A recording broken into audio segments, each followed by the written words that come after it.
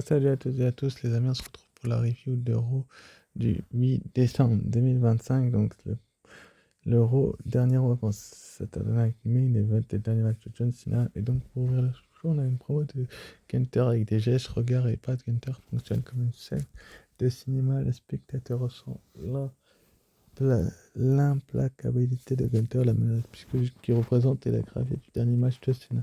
Les pauses, les silences et le geste du rythme créent un suspense narratif permettant au public de s'immerger totalement dans la tension dramatique. La construction d'histoire rend ce segment non seulement captivant mais aussi indispensable pour préparer l'événement principal du week-end.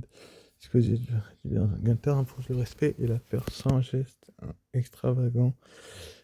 Sa méthodologie, sa posture et son timing stratégique montrent une maîtrise totale. On montre aussi son mépris subtil pour les gens du public pour scénar. Sans la dualité héros vs menace, le spectateur comprend la puissance mentale de rendre la confrontation venir crédible et émotionnellement lourde. Interaction avec le public comme routine. Les chants, narration et séances ne sont pas que du bruit. Ils deviennent des instruments narratifs qui amplifient la tension et l'immersion. La foule devient un acteur secondaire, ajoutant du poids dramatique et émotionnel au segment. Chaque réaction est captée, montée et analysée par pour renforcer l'expérience globale. Ce segment n'est pas seulement, il construit le contexte, le suspense et l'importance du dernier match de Cena. Gunther ne se contente pas de défier, il transforme la narration en un préambule cinématographique au combat final. L'impact émotionnel est maximisé, le public est totalement investi pour l'événement de samedi. Samedi soir, le risque de la longueur vraiment dure près de 5 minutes, contrairement de nombreuses séances posées et reprises. Pour un spectateur, cela peut paraître interminable et ralentir le rythme du show. Certains pourraient se sentir moins investis si le segment trop statistique ou théâtral. La promo repose sur un concept préalable du tournoi et de l'histoire des spectateurs n'ont pas suivi et qui sont moins familiers que pourraient ne pas percevoir pleinement l'impact de chaque phrase. L'effet est amplifié par si l'on regarde cette dimension live, l'effet peut être atténué. Le segment en direct mais peut perdre de son en replay pour certains spectateurs. Le rythme leur permet de développer la tension psychologique du personnage mais divisé. Certains, c'est un chef-d'œuvre immersif, pour d'autres, cela peut sembler trop lent. Certaines personnes tordent le côté et la promo, tandis que d'autres peuvent trouver la promo trop sérieuse pour un show de catch. Là, cette polarisation est normale et témoigne du style unique du segment. Voilà. C'était quand même assez intéressant comme segment. J'ai bien aimé la promo du ring général de Gunther qui s'adresse directement à John Cena, qui se moque de ses mimiques, de son personnage, qui dit qu'il catch en short, que, que, que c'est un 17 fois un champion du monde, un héros qui n'a Cassien est le meilleur du divers. Mais il est ici pour rappeler que c'est le meilleur catcheur professionnel de tous les temps.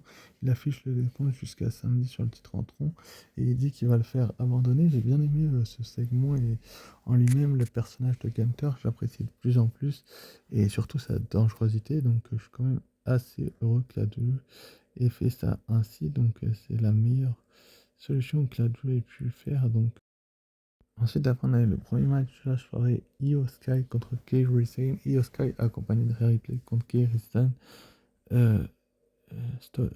Chaque enchaînement, chaque blocage et chaque esquive raconte le match ne repose pas seulement sur les mouvements, mais sur la lecture des attentions adverses, la tension dramatique et les émotions des catcheuses. Le public peut ressentir la lutte de pouvoir et derrière chaque geste, les réactions sont intégrées. Les chants, huées et silences créent un rythme narratif qui amplifie chaque nerf chaque attendant. Le public devient un acteur indirect du match, ajoutant du poids et la mise en œuvre. Yoska ressort du match comme une figure déterminée et chaque geste met en valeur son style individuel, préparant le public à son évolution future dans la division féminine. Pour des spectateurs occasionnels, l'alternance des mouvements des contre et d'intervention inside peut être difficile subtil, nécessite une attention continue pour pleinement apprécier le match. Le match perd son temps pour construire ce qui peut ensemble lent pour ceux qui préfèrent un style plus spectaculaire basé sur des spots et high flying ou constants. Bien que Ripley et Asuka ajoutent leur présence peut distraire de l'action. Certains sont moins clairs pour le spectateur non averti. Le tempo du match, storytelling et action, il n'est ni trop rapide ni trop, mais beaucoup dépend beaucoup de l'attention pour apprécier tous les détails psychologiques. Certaines réactions sont fortes et enthousiastes, d'autres plus, mais ce qui reflète l'investissement émotionnel varié selon l'attachement à chaque catcheuse. C'est vrai que c'était un super match, une très très belle rencontre et j'ai bien aimé comment Io Sky et Kairi Sane et Rhea Ripley ont vraiment construit ce scénario de match. Il y avait vraiment deux types de talents exceptionnels qui étaient dans le ring et qui avaient vraiment livré une performance extraordinaire, exceptionnelle. Tout ce que vous voulez, franchement, il y avait tout dans le ring à faire. Donc, j'ai vraiment apprécié comment la WWE a fait un tel scénario-là. Et franchement, il n'y avait pas mieux à faire que de nous livrer une telle rencontre entre Io Sky et Kairi Sane. C'était le deuxième ou le troisième affrontement en très très peu de temps. Mais Kairi Sane, qui est la moitié des championnes par équipe, je la trouve quand même bien moins forte que par le passé. Mais Io Sky, forcément, qui remporte la victoire avec son win et Rhea Ripley, c'est un point positif parce que tout simplement, Io Sky, elle a besoin de se relancer, elle a besoin d'avoir une année 2026 comme la 2025. Enfin bref, on aura peut-être un top des quelque chose, on verra bien. Enfin bref, ensuite, après, du coup, on a eu un segment en coulisses entre Braun Breaker, Bronson Reed, Logan Paul et Paul Heyman, tout simplement. Donc, pour ce segment-là, il y a eu comme une scène de dialogue, les silences, le regard et la pause. Et c'était quand même assez long de voir ça, enfin bref. Et donc on était censé avoir Logan Paul contre Rey Mysterio. Non, Rey Mysterio contre chaque interaction est orchestrée par créer une tension. Le segment rencontre une histoire. Rey Mysterio, les gens très confrontés à des menaces. Après, les interventions ajoutent un élément de narration. On dirait que c'est pas la réaction pour amplifier l'émotion. La structure du segment fonctionne presque comme un mini séquence parfaite pour la vidéo immersive. Rémi se montre sa résilience et son courage. Incarne la menace imprévisible et l'homme masqué apporte une intensité. Et ça, chaque micro-expression, respiration et mouvement des catcheurs renforce la profondeur écologique. Le spectateur peut ressentir l'angoisse et l'excitation comme s'il était vivant le conflit émotionnel de chaque protagoniste. La caméra capte chaque réaction. Écrit main sur la tête, apaisement nerveux, les commentaires explique les motifs de chaque action. Cette intervention et rend le segment captivant même sans un match officiel. La définitive rivalité une fois les nègres, perturbation des matchs à venir, un segment n'est pas le terrain pour le futur du show est maintenant des spectacles sur plusieurs semaines. Avec des motivations simultanées, Ray et Logan Homme peuvent se sentir dépassés, prendre le deal et prévoir les conséquences particulières, bien qu'il n'ait pas de match sur les ensembles.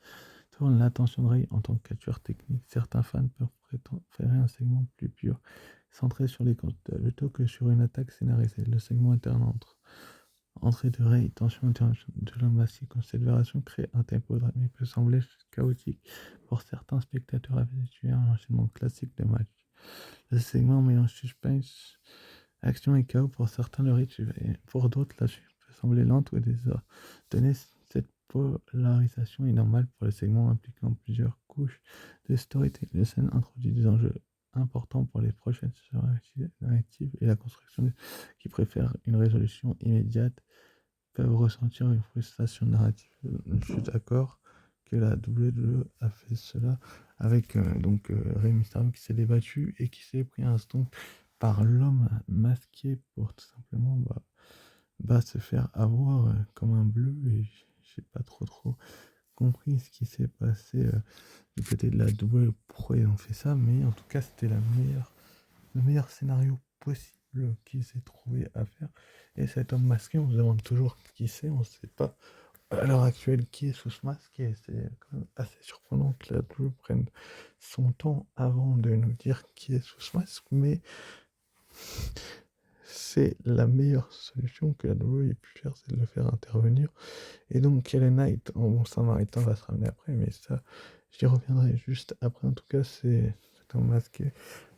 Tout le monde se demande qui c'est sous ce masque, mais personne n'a l'idée de savoir qui c'est en fait. On se demande toujours qui c'est, mais on ne sait pas. La WWE va peut-être nous le dire à un moment donné, ou va garder le mystère encore un petit moment. Il est intervenu au Wargames, il est intervenu au dernier Raw, et il va peut-être intervenir plus tard, mais en tout cas, Rey Mysterio se retrouve au tapis et l'homme masqué va s'enfuir. On va se demander qui est sous ce masque. On sait toujours pas.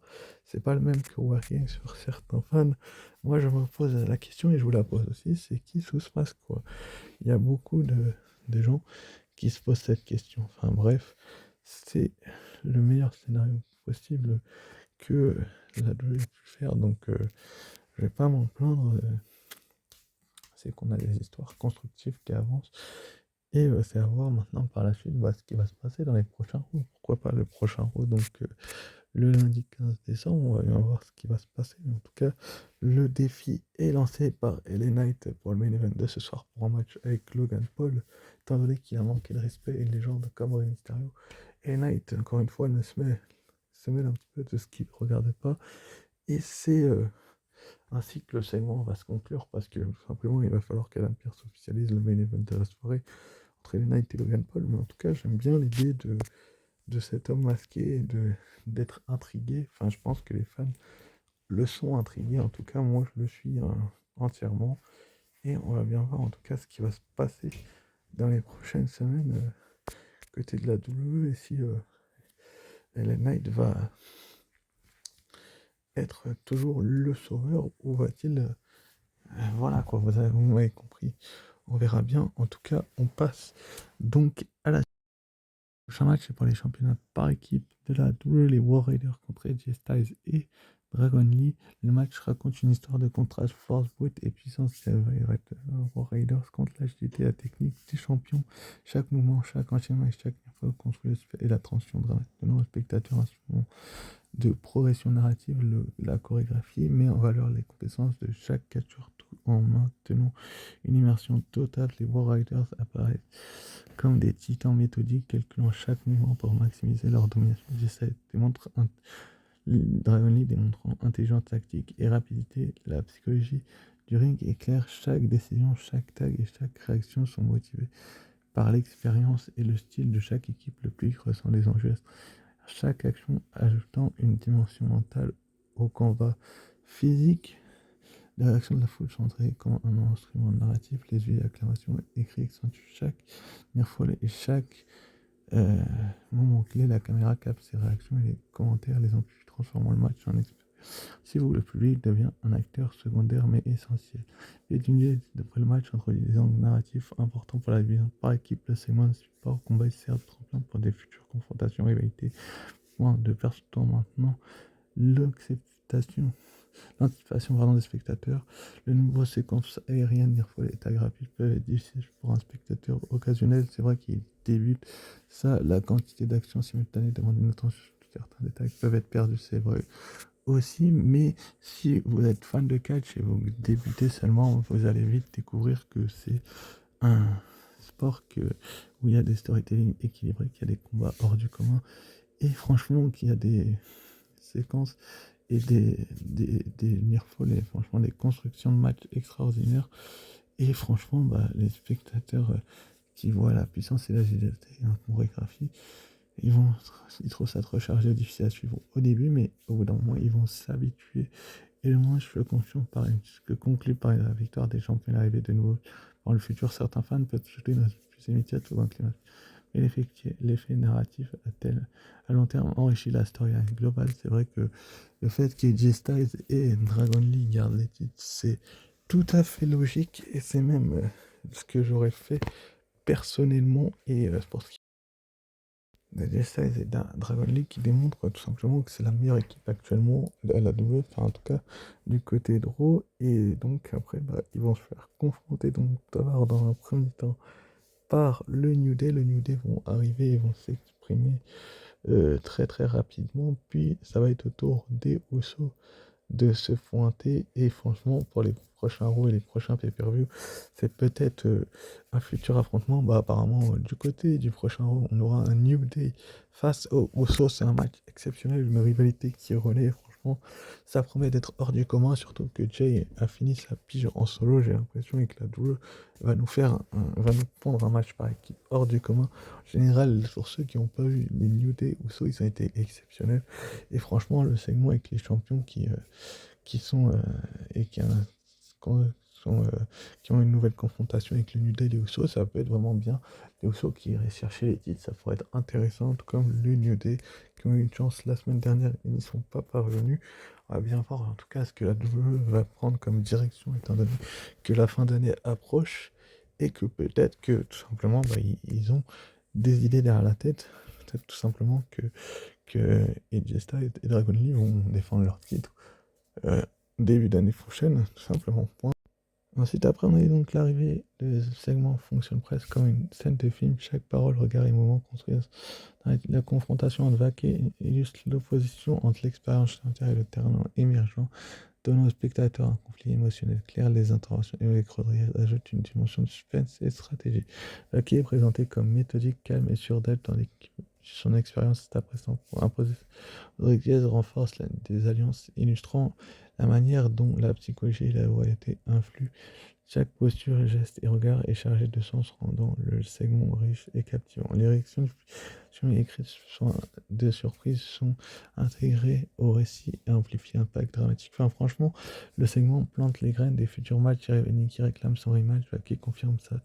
Établit son rôle en ringside, les spectateurs comprennent que dans les semaines, ce qui renforce l'importance de ce segment sur des échanges verbaux et des tensions silencieuses pour un spectateur préférant l'action immédiate. Le rythme peut sembler long avec peu d'impact physique. La tension dramatique nécessite patience et immersion. Trois figures centrales, Vaquet et Nikki, peuvent complexifier la compréhension du spectateur. Chaque interaction a un point d'arrêt, mais la multiplicité peut créer une surcharge. Enfin, bref, le rythme lent favorise de la psychologie d'un jeu, mais peut diviser l'opinion. Certains adorent l'approfondissement narratif, d'autres le trouvent trop statique.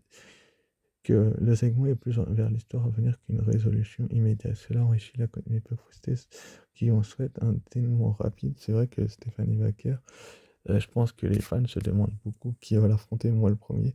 Et c'est Nikki Bella qui va se pointer la première et qui va donc avoir, excusez-moi l'expression, les fans.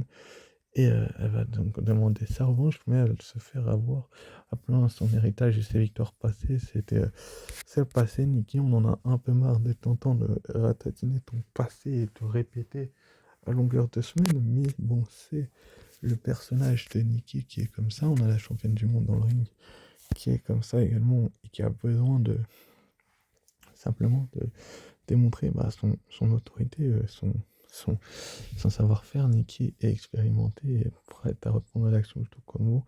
Et Nikki allait se battre avec Stéphanie, mais à ce moment précis, on a Raquel Rodriguez qui a surgi en Styles et qui a balancé Nikki dans le poteau. Et elle est venue confronter Stéphanie Vaquer au centre du ring. Franchement, c'était quand même assez intéressant de voir une Raquel Rodriguez vraiment venir s'en prendre à Nikki Bella, se débarrasser d'elle. En mode, toi, t'as eu ta chance, bah bouge de là.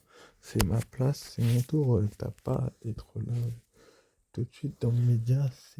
C'est plutôt à moi d'avoir ma chance maintenant. Et elle va donc confronter Stéphanie Vaquer.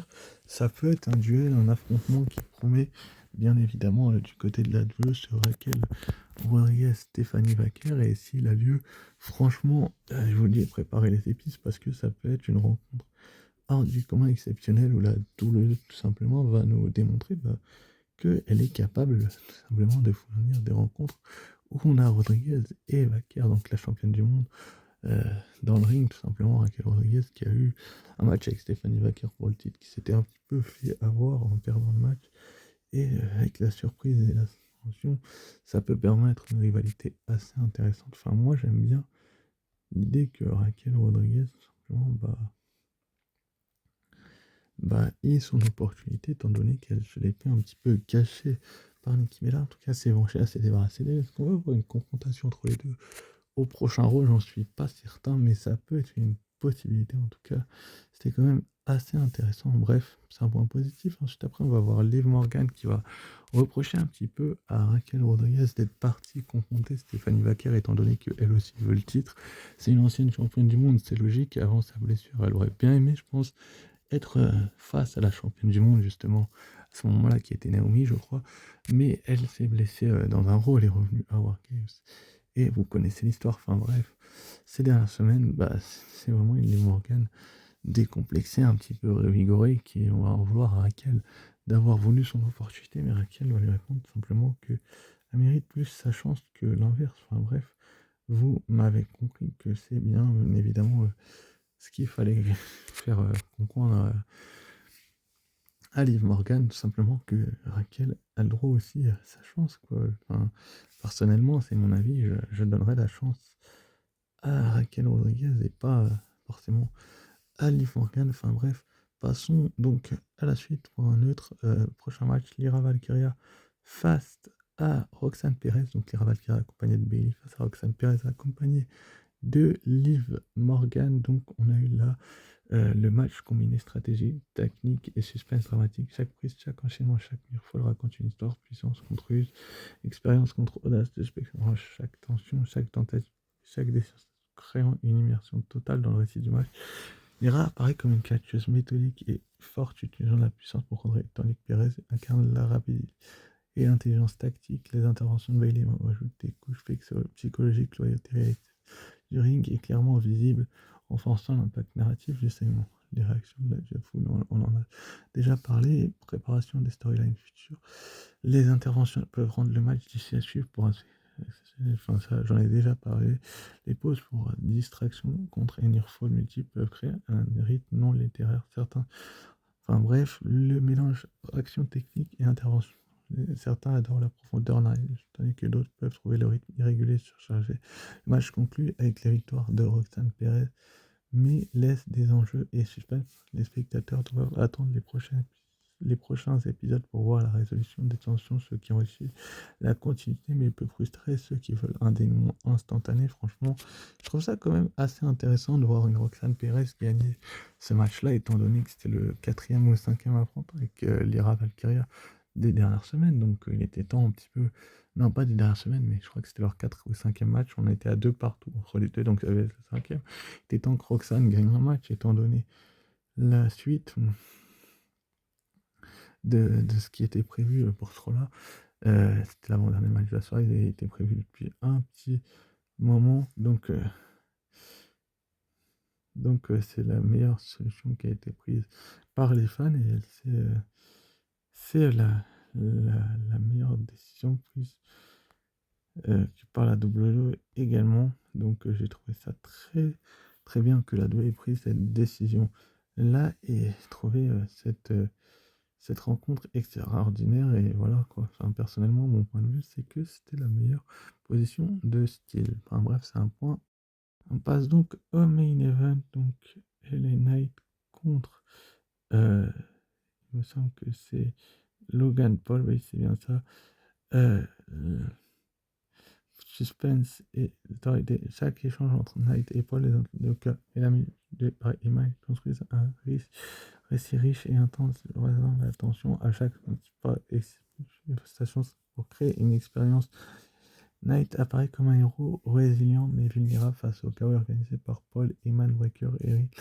Paul expose tandis que des tirs ajoute des couches de menaces et surprises. Chaque micro-réaction, regard ou respiration enrichit les segments psychologiquement. Enfin bref, super belle rencontre entre LA Knight et Logan Paul avec une intervention donc à la fin qui prépare donc la suite pour Knight, Paul et la vision de cet fameux homme masqué. On ne sait toujours pas qui c'est. On avait plusieurs intervenants extérieurs et qui ont organisé. Je peux se sentir dépassé. C'est vrai que tu découvres le catch, tu es un peu défracé, mais le catcheur masqué va intervenir, bien évidemment. Il va faire donc un Kurt Stomp à LA Knight, du coup. Oui, il va lui faire un Kurt Stomp. C'est ça, il fait un sur la table, donc l'arbitre parle avec Paul Heyman. Paul ramène Knight sur le ring et lui fait son frog splash pour le compte de 3. Et donc, ça va permettre à Logan Paul de remporter cette victoire. Je trouve ça logique et plutôt une belle chose de voir un Logan Paul qui va avoir une rivalité avec LA Knight dans les prochaines semaines. Et même s'il y a eu beaucoup d'interventions extérieures et que c'était le chaos total, ça me gêne pas plus que ça, mais je trouve ça fait beaucoup pour la vision de victoire avec des interventions, et surtout que Breaker et Reed et Paul vont attaquer Knight. Breaker va lui faire un spear, Reed enchaîne avec 2 tsunamis, et des médecins sont arrivés pour s'occuper de Knight. Et donc à ce moment-là, LA Knight va être évacué par la sécurité, je crois, si je dis pas de bêtises. C'est-à-dire qu'il va se recevoir pas un, mais deux tsunamis de Bronson Reed et les médecins vont aller s'occuper de lui et vont le ramener en backstage. Et donc, il va se prendre un tsunami sur le toit de la voiture, d'une voiture sur le parking lot LA Knight pour conclure le show. Et Adam Pearce va le ciel pour s'occuper de LA Knight pour conclure le show. Et on va le voir se faire escorter en ambulance à la direction de l'hôpital par des médecins de la ville où serait déroulé ce rôle-là. C'était une triste image, mais on a eu quand même un petit segment après de Braun Breaker, donc le badass. Ça, je vais y revenir juste après, mais franchement, LA Knight qui se fait détruire, c'était peut-être l'un des meilleurs, si ce n'est la meilleure chose à faire ces dernières semaines. Mais franchement, j'ai trouvé ça assez intéressant de le faire à ce show-là, parce que si tu le fais pas à ce show-là, bah tu le fais quand? Ça, c'est une devise que je répète quand même assez souvent dans les reviews. T'as pas beaucoup d'endroits où tu peux le faire, et franchement, c'était une belle nouvelle de le faire ainsi et de faire beaucoup de choses comme ça. En tout cas, il a été démoli à Night et en tout cas, il va être absent peut-être pendant quelques semaines, mais en tout cas, c'est une bonne nouvelle, je trouve, de la part de la WWE de prendre cette décision-là. Ensuite, après, donc, on a une promo de Braun Breaker qui va dire que quand ça assisté, ou bien quand ça assisté, la seule chose qu'il peut affirmer est que pour la première fois de Raw sur Netflix, bon, un nouveau genre, et son nom est Braun Breaker. Breaker dit qu'il a une question pour oui, CM Punk. CM Punk n'est clairement pas ici, non, il y aurait deux défaites dans cette ville. Il y aurait deux défaites dans cette ville. Il veut savoir où est l'ancien CM Punk. Il ne croit pas au nouveau gentil. Punk revient. Moi, il devient gentil en prenant des photos avec les jeunes. C'est une fraude. Il ne croit pas. Imaginez passer ça à dire qu'un straight edge sans alcool et ensuite avoir le look du pire des toxiques. Il veut avoir il veut affronter l'ancien CM Punk, le CM qui faisait peur à tout le monde. Un gars qui avait tué The Rock. Un gars qui avait un ring historique. C'était le gars que lui-même, comme étant le meilleur. Alors, il suffit de lui donner son style. Il veut le battre meilleur si un peu qu'il va le casser en morceaux. Breaker et en prime lui prendre. Et en mode breaker et en prime lui prendre sa femme. En tout cas, c'était quand même assez intéressant comme segment de Braun Breaker de parler d'AJ Lee, qui est l'épouse de CM Punk, et de se dresser à lui directement, étant donné qu'ils vont s'affronter pour le titre World Heavyweight dans le premier Raw de 2026. Donc c'était quand même un bon Raw dans l'ensemble. Et il y a eu des bons matchs et un bon storytelling. Personnellement, j'ai bien aimé les scénarios. Et en tout cas, bah, j'ai kiffé et on va bien voir ce qui va se passer dans les prochaines semaines, dans les prochains Raw, notamment le prochain. Donc n'hésitez pas à liker, commenter, partager et vous abonner si ce n'est pas déjà fait. Et surtout, bah, n'oubliez pas d'être fan de catch. Et sur ce, je vous dis bah, ciao, bye et à très vite.